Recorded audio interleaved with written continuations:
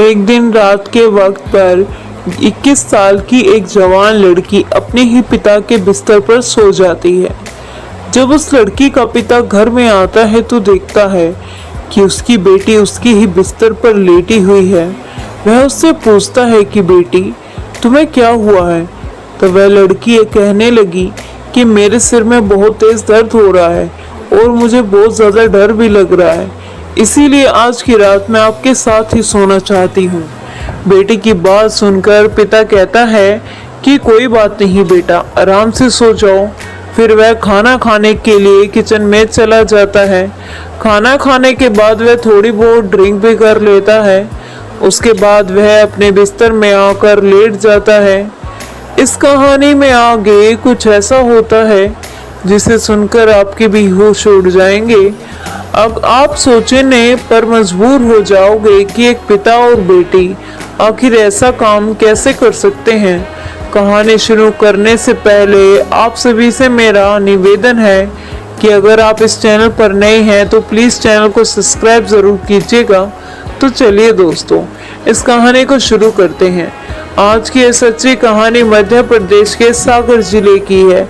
इसी जिले के एक गांव में प्रेमलाल नाम का एक आदमी अपने 3 बच्चों के साथ रहता था, जिसमें बड़ी बेटी की उम्र 21 साल और छोटी बेटी की उम्र 15 साल और सबसे छोटे बेटे की उम्र 10 साल की थी। लंबी बीमारी के चलते प्रेमलाल की पत्नी का देहांत 2 वर्ष पहले ही हो चुका था। पत्नी के चले जाने के बाद घर के हालात एकदम ही खराब हो जाते हैं। उसको घर चलाना बहुत मुश्किल हो रहा था। जो पैसा बचा कर रखा था वह सब पत्नी के इलाज में लग जाता है। आर्थिक स्थिति दिन ब दिन खराब होती जा रही थी और वह काफी कर्जदार भी हो चुका था।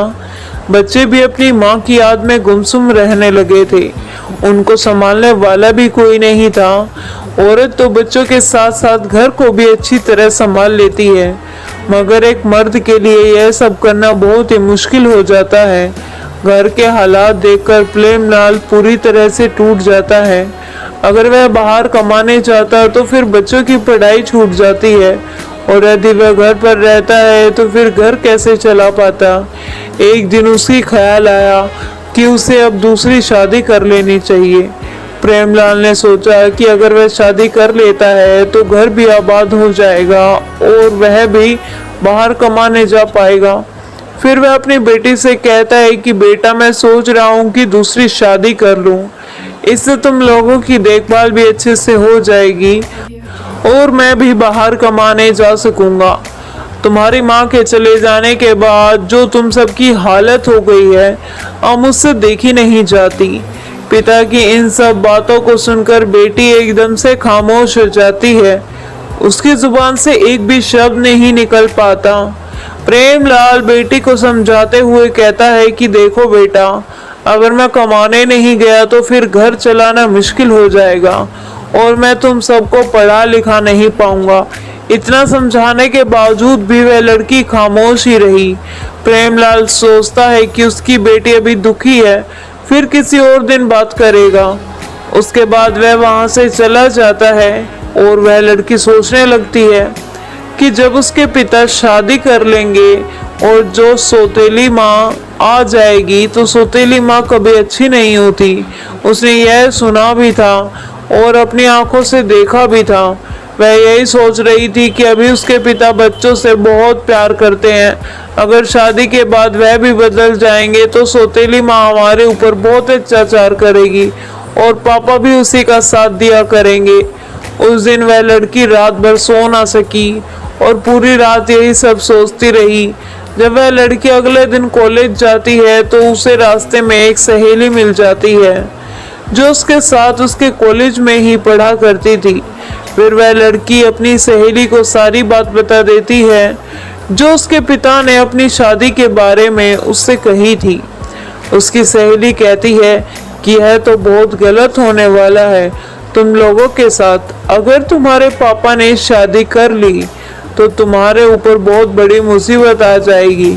सौतेली माँ के बारे में तो तुमने सुना ही होगा कि वह किस तरह की होती है।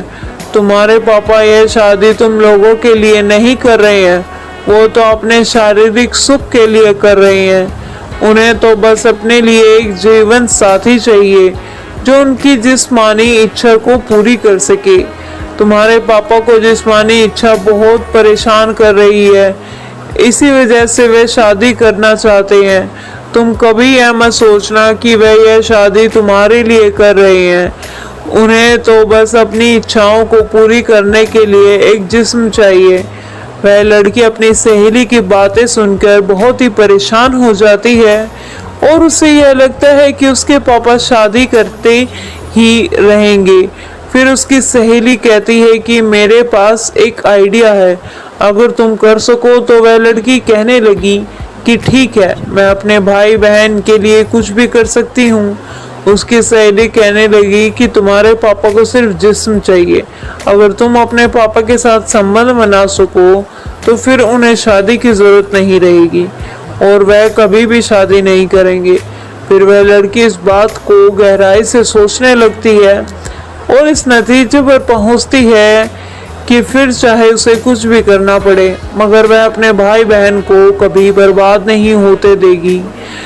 अब उस लड़की ने ठान लिया था कि किसी भी कीमत पर उसने अपने पापा की शादी नहीं होने देगी। कॉलेज से आते आते उसमें शाम हो गई थी, क्योंकि वह कॉलेज के बाद अपनी सहेली से काफ़ी देर तक बातें कर रही थी। फिर वह घर आकर खाना बनाने लग जाती है और अपने भाई बहन को खाना खिलाकर उन्हें अपने अपने कमरे में सोने के लिए भेज देती है। उसके बाद वह लड़की खाना खाकर अपने पापा के बिस्तर में लेट जाती है। कुछ देर बाद उस लड़की का पिता आता है। जब वह देखता है कि उसकी बेटी उसके ही बिस्तर पर लेटी हुई है तो फिर वह उससे पूछता है कि बेटी, तुम्हें क्या हुआ है? तो लड़की कहने लगी कि पापा, मेरे सिर में बहुत ज़्यादा दर्द हो रहा है और मुझे डर भी लग रहा है, इसीलिए आज की रात मैं आपके साथ ही सोना चाहती हूँ। बेटी की बात सुनकर वह कहता है कि कोई बात नहीं बेटा, तुम आराम से सो जाओ। थोड़ी देर बाद खाना खाने के लिए वह किचन की ओर चला जाता है और खाना खाने के बाद थोड़ी बहुत ड्रिंक भी कर लेता है। उसके बाद वह अपने बिस्तर में आकर लेट जाता है।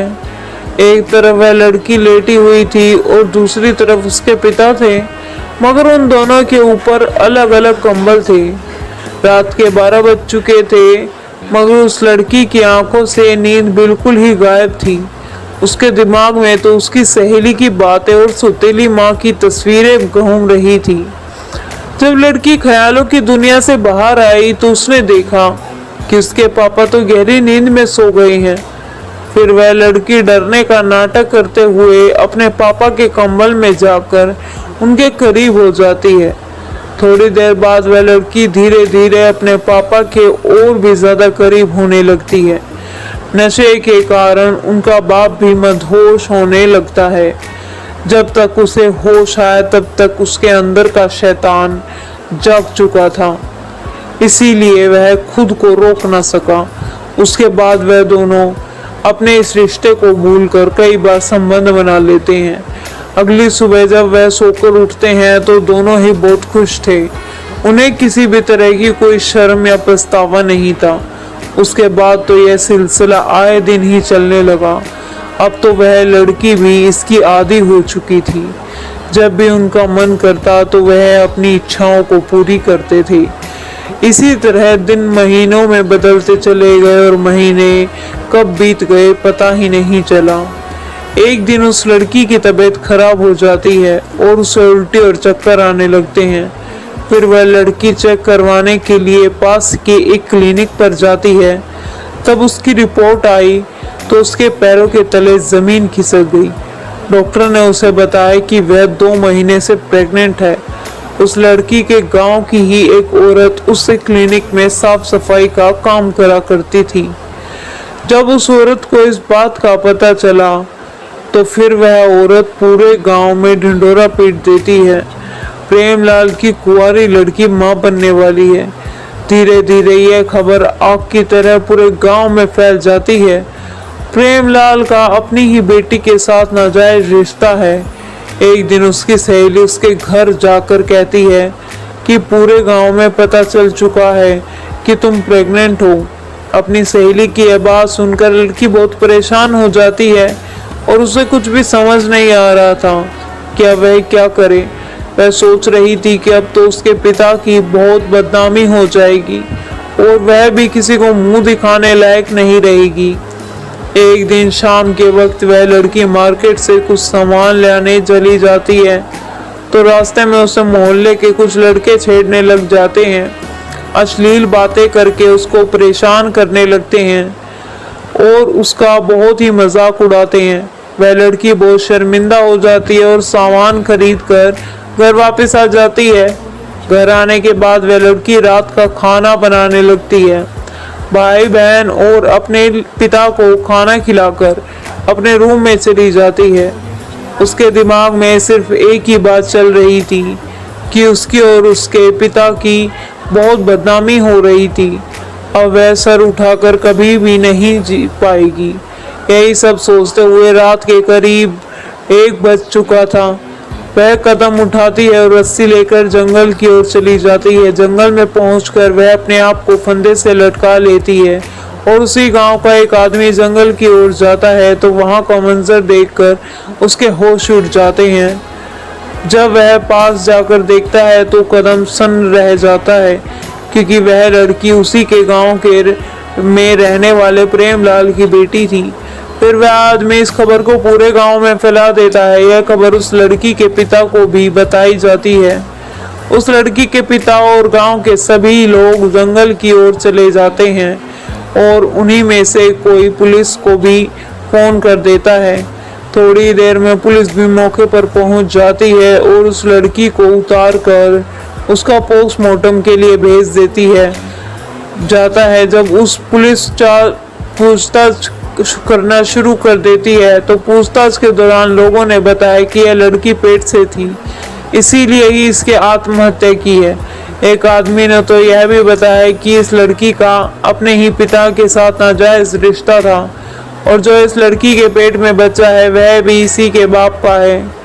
लोग तरह तरह की बातें कर रहे थे और यह भी कह रहे थे कि भगवान ऐसे बाप बेटी किसी को भी ना दे।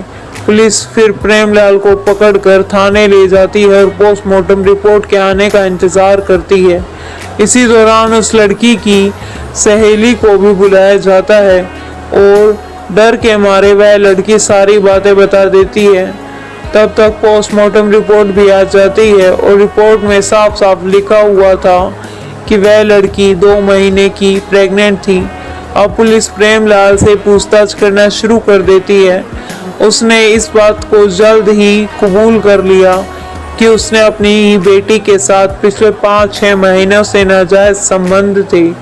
उसके बाद प्रेमलाल को अरेस्ट करके उसे कोर्ट में पेश किया जाता है और उसे 2 साल की सजा सुनाकर जेल में डाल देते हैं।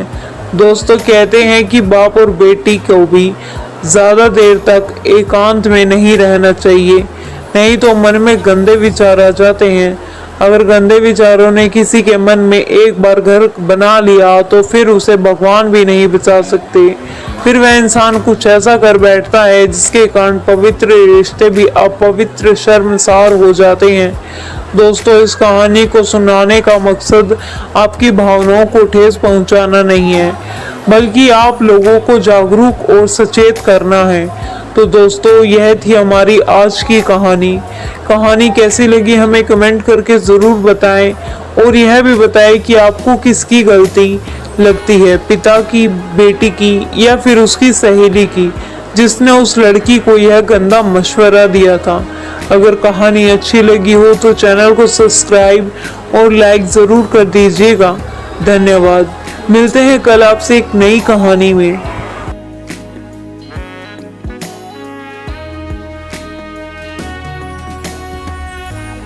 Audio Jungle.